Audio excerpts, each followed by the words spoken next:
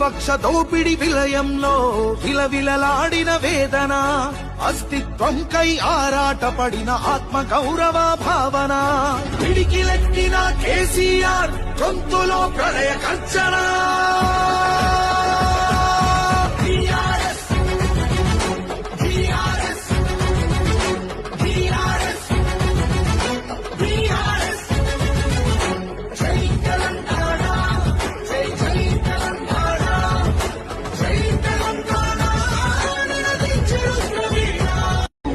విపక్ష దోపిడి విలయంలో విలవిలలాడిన వేదన, అస్తిత్వంకై ఆరాటపడిన ఆత్మ గౌరవ భావన, పిడికిలెత్తిన కేసీఆర్ గొంతులో ప్రళయ కర్చన.